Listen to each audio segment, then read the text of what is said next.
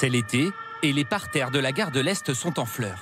Mais parmi toutes ces plantes, il en est une que ce passionné de botanique reconnaît à coup sûr, le datura, aussi surnommé l'herbe du diable. C'est une plante extrêmement toxique et chaque partie est toxique.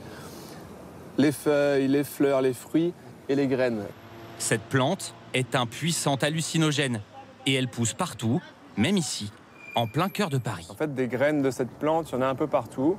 Et dès que la graine a des bonnes conditions, c'est-à-dire dès qu'elle est dans un sol riche en azote, c'est-à-dire en excréments, en fumier ou en engrais, eh ben, elle va germer, surtout si le sol est retourné. Faire pousser du datura n'est pas interdit. Il est même vendu comme une plante ornementale dans certaines pépinières. Mais il est aussi très recherché de certains toxicomanes qui l'utilisent comme une drogue. Par écrit, plusieurs consommateurs nous ont raconté leur expérience avec le datura.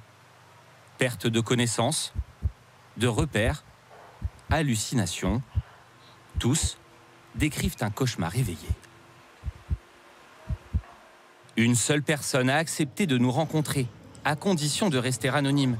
Ève, 30 ans, a pris du datura une fois. Selon elle, l'expérience la plus terrifiante de sa vie. Tout va devenir noir autour de vous.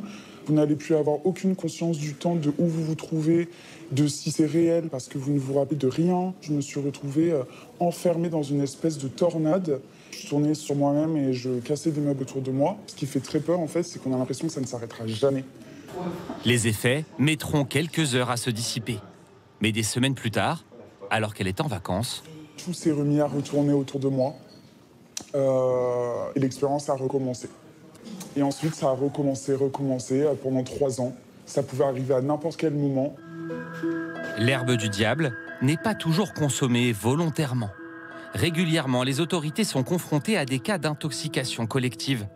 Dernière en date, en avril, dans l'ouest de la France, 49 personnes ont ingéré du datura, sans le vouloir, dans de la farine contaminée. Centre antipoison, bonjour. 5 d'entre elles ont été hospitalisées. Une partie de ces cas suivis ici, dans ce centre antipoison. Le datura, le docteur Leroux le connaît bien. Il y en a même dans l'enceinte de l'hôpital. Régulièrement arrachée, la plante repousse naturellement. Alors le datura, il est ici, au milieu des mauvaises herbes.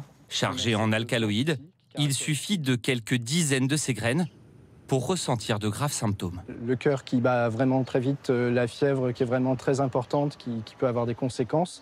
Et puis il y a le comportement qu'on peut avoir sous l'effet des hallucinations, avec des blessures auto-infligées ou même des comportements complètement inadaptés et une mise en danger.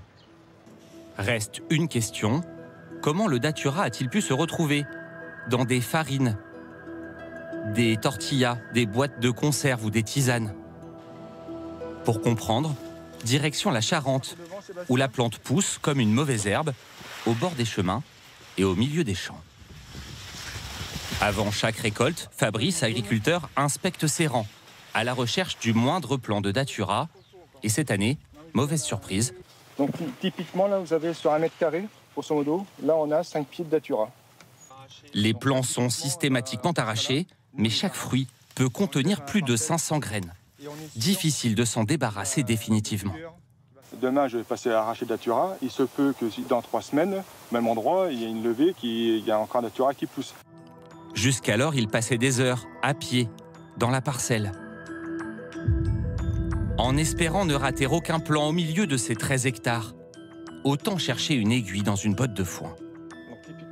Mais s'il ne le détruit pas, le datura risque de se mélanger au tournesol au moment de la récolte. Arracher datura dans la parcelle, c'est quand même du temps, de l'argent. Et à la fin, si on ne le fait pas, c'est des lots qu'on peut se voir refuser. C'est extrêmement rare, mais qu'on peut se voir refuser par la coopérative. Donc c'est pour ça que oui, on peut dire qu'on est en guerre contre le datura. Dans cette guerre, les agriculteurs disposent désormais d'une nouvelle arme, ces drones. Ils photographient chaque mètre carré de la parcelle et grâce à une intelligence artificielle, fournissent une géolocalisation précise des plants de datura. Ces services vont devenir essentiels car la plante aime la chaleur. Autrefois cantonnée au sud-ouest de la France en quelques décennies, sous l'effet du réchauffement climatique, elle a envahi toute la France. Donc chaque année, on survole de plus en plus de surface et on constate qu'il y a de plus en plus de départements qui sont infestés de datura. Il y a des zones sur lesquelles on n'intervenait pas auparavant, par exemple le Nord-Pas-de-Calais, la Picardie, l'Alsace, sur lesquelles aujourd'hui il y a une présence. Le datura n'est pas inscrit sur la liste des produits stupéfiants, mais l'État recommande aux municipalités de l'arracher dès que possible et d'éviter d'en planter dans les jardins publics ou en face des écoles notamment.